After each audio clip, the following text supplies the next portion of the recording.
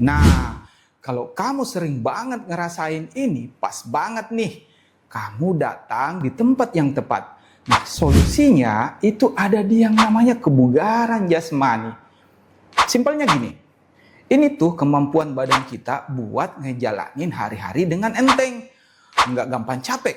Dan yang paling keren, masih punya sisa energi buat senang-senang di sore hari.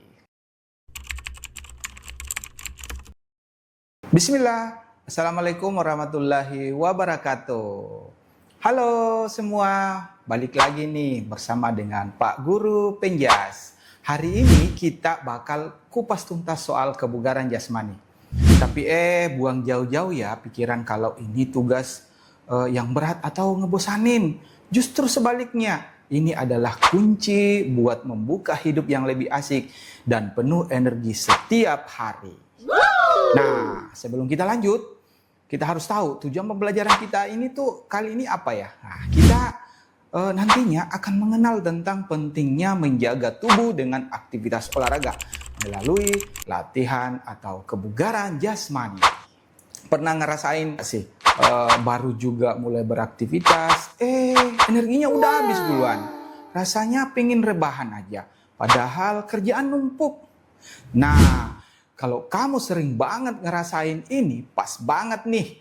Kamu datang di tempat yang tepat. Nah, solusinya itu ada di yang namanya kebugaran jasmani. Simpelnya gini, ini tuh kemampuan badan kita buat ngejalanin hari-hari dengan enteng.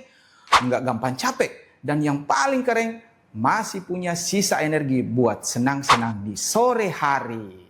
Nah, ya kan? Nah, anggap aja ini kayak lagi nge-upgrade diri kita sendiri. Beneran deh, dengan badan yang bugar, kita tuh nggak cuma nge-upgrade fisik aja, tapi juga pikiran dan mood kita. Paketnya komplit banget. Ya, manfaat pertama yang bakal langsung kerasa, itu konsentrasi kita jadi makin tajam. Aktivitas fisik yang teratur itu ibaratnya kayak lagi ngasah pisau buat otak kita. Ini ngebantu banget loh. Mau itu pas lagi coba fokus di kelas atau ngejar deadline kerjaan yang numpuk banget. Yang kerennya lagi, kebugaran itu juga berfungsi sebagai pereda stres. Jadi pas kita olahraga, badan itu kita ngeluarin hormon yang namanya endorfin. Ini sering banget disebut dengan hormon happy. Wow, happy lah. Efeknya mood jadi lebih bagus, pikiran jadi adem. Nah, gini deh, pas badan kita rasanya lebih kuat, postur kita jadi lebih tegap, otomatis rasa percaya diri kita juga ikut naik. Ini bukan cuma soal penampilan ya, tapi juga perasaan bangga sama kemampuan badan kita sendiri. Nah, dan kalau ngomongin fisik, hadiah utamanya itu ada 3. Badan jadi lebih kuat, jantung sama paru lebih sehat, dan sistem imun jadi makin jago ngelawan penyakit. Ini nih pondasi buat kesehatan jangka panjang kita. Nah, sekarang ayo kita bedah lebih dalam lagi. Sebenarnya, apa sih yang bikin kita bugar itu? Bayangin aja kayak kotak perkakas, di mana setiap alat punya fungsi yang fungsi penting biar badan kita bisa kerja optimal. Nah, alat pertama ada yang paling dasar, yaitu kekuatan. Nah, ini tuh bukan cuma soal mengangkat beban gym, tapi juga soal hal simple kayak kemampuan otot untuk bawa belanjaan berat atau mengangkat tas ransel yang isinya laptop. Inilah pondasi semua gerakan kita. Selanjutnya, ada yang namanya daya tahan. Kalau kekuatan itu soal seberapa besar tenaga yang bisa kita keluarin, nah, daya tahan ini untuk baterainya badan kita. Ibaratnya seberapa lama kita bertahan tanpa ngos-ngosan. Entah itu pas lari pagi atau main futsal sampai pertandingan selesai. Terus, ada juga daya lentur atau fleksibilitas. Simpelnya, ini tuh kemampuan sendi-sendi kita buat gerak bebas. Kayak yang kita lihat di gerakan yoga, Kenapa ini penting? Wah, ini krusial banget buat nyegah cedera dan bikin badan kita tetap lincah. Apalagi pas kita makin tua nantinya. Tentu saja perkakas di kotak yang kita perkakas kita ini nggak cuma 3 tadi, masih ada kecepatan, kelincahan, keseimbangan, dan macam-macam lagi.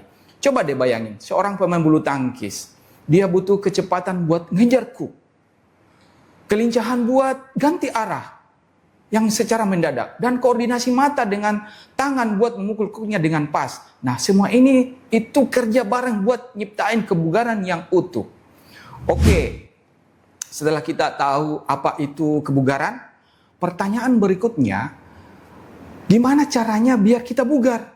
Nah, ayo kita bahas aturan mainnya biar setiap tetes keringat kita itu nggak sia-sia dan benar-benar ada hasilnya.